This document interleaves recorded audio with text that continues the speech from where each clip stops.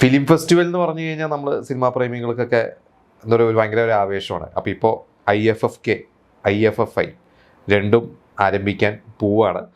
അപ്പോൾ നമ്മളെ മലയാള സിനിമയ്ക്ക് വളരെയധികം അഭിമാനിക്കാൻ പറ്റിയ കുറേ കാര്യങ്ങളുണ്ട്. അപ്പോൾ നമുക്ക് അതിനെക്കുറിച്ചൊന്ന് ഡിസ്കസ് ചെയ്യാം.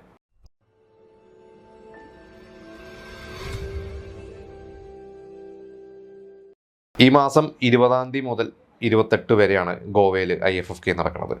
അപ്പോൾ ഇതിൽ നമ്മുടെ മലയാള സിനിമയ്ക്ക് സന്തോഷിക്കാനുള്ള വക എന്ന് പറഞ്ഞു കഴിഞ്ഞാൽ പ്രധാനമായിട്ട് സർക്കീറ്റ് എന്ന് പറയുന്ന സിനിമ, ആസിഫ് അലി അഭിനയിച്ച സിനിമ, നമുക്കറിയാം ഈ വർഷം തിയേറ്ററിൽ ഇറങ്ങി അത്യാവശ്യം നല്ലൊരു അഭിപ്രായമൊക്കെ കിട്ടിയ ഒരു സിനിമയായിരുന്നു. ആ ഒരു സിനിമ സുവർണ മയൂരത്തിനായിട്ട് മത്സരിക്കുകയാണ്. പിന്നെ ഇത് ഇപ്പോൾ മറ്റൊരു കാര്യം എന്താണെന്ന് വെച്ച് കഴിഞ്ഞാൽ നമ്മുടെ തുടരും എന്ന് പറയുന്ന സിനിമ, അതുപോലെ തന്നെ ARM എന്ന് പറയുന്ന സിനിമ, പിന്നെ ഈ സർക്കീറ്റ്, ഇതൊക്കെ ഇന്ത്യൻ പനോരമയിൽ പ്രദർശിപ്പിക്കുന്നുണ്ട് എന്നാണ് പറയുന്നത്. പിന്നെ ARMൻ്റെ ഡയറക്ടർ നമുക്കറിയാം, അദ്ദേഹത്തിൻ്റെ ഫസ്റ്റ് സിനിമയായിരുന്നു. അപ്പോൾ നവാഗത സംവിധായകനുള്ള ആ ഒരു മത്സര വിഭാഗത്തിലേക്കാണ് ARM ഇപ്രാവശ്യം മത്സരിക്കുന്നത്.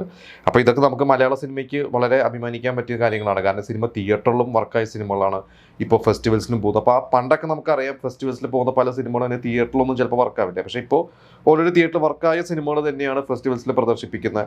ഈ വർഷം നമുക്കറിയാം ARMന് വേണ്ടി അഭിനയത്തിന് ടോവിനോവിന് പ്രത്യേക അവാർഡ് കിട്ടി, നമ്മുടെ സംസ്ഥാന അവാർഡ് കിട്ടി. കിഷ്കിന്ധകാണ്ഡം എന്ന് പറഞ്ഞ സിനിമയ്ക്ക് ആസിഫിന് കിട്ടി. അപ്പോൾ ആസിഫിനും ടോവിനോയ്ക്കൊക്കെ ഇപ്പോൾ ഒരു എന്താ പറയുക നല്ലൊരു സമയം തന്നെയാണ്. ഇപ്പോൾ സർക്കീറ്റ് നമ്മൾ പറഞ്ഞു മത്സര വിഭാഗത്തിലാണ് മത്സരിക്കുന്നത് എന്നുള്ളത്. അപ്പോൾ അതുകൂടാതെ മൊത്തം 15 ഇന്ത്യൻ സിനിമകളാണുള്ളത്. അതിൽ ഇതുകൂടാതെ മെയിനായിട്ടുള്ളത് നമ്മുടെ അമരൻ എന്ന് പറയുന്ന സിനിമ, നമുക്കറിയാം ശിവകാർത്തികേയൻ്റെ അമരൻ ഭയങ്കര ഹിറ്റായ സിനിമ, രാജ് കമൽ ഫിലിംസിൻ്റെ സിനിമയാണ്. പിന്നെ ഒരു മറാത്തി സിനിമയുണ്ട്. ഇങ്ങനെ 3 സിനിമകൾ കൂടാതെ മൊത്തത്തിൽ ഒരു 15 സിനിമകൾ കൂടിയാണ് മത്സരിക്കുന്നത്. അപ്പോൾ എന്തായാലും അതൊരു ഭയങ്കര ഒരു ആവേശം തന്നെയാണ്. കാരണം IFFIക്ക് പോവുക എന്ന് പറയുന്നത് എല്ലാ വർഷവും ആ ഒരു സമയമൊക്കെ ഞാൻ ബാഗൊക്കെ എടുത്തിട്ട് ഒരുവിധം എല്ലാവരും ഗോവയ്ക്ക് പോകുന്നതാണ്.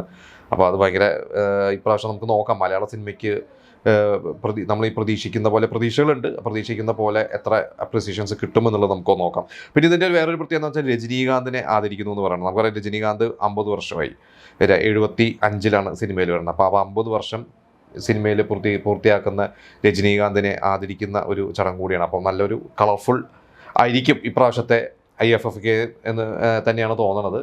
എന്തായാലും നമുക്ക് നോക്കാം. ഇനിയിപ്പോൾ IFFK കഴിഞ്ഞിട്ട് അതിൻ്റെ ഒരു റിസൾട്ടും കാര്യങ്ങളൊക്കെ വരട്ടെ, എന്നിട്ട് നമുക്കൊന്ന് അതിനെക്കുറിച്ചുള്ള ഒരു ഡിസ്കഷൻ നമുക്ക് നടത്താം.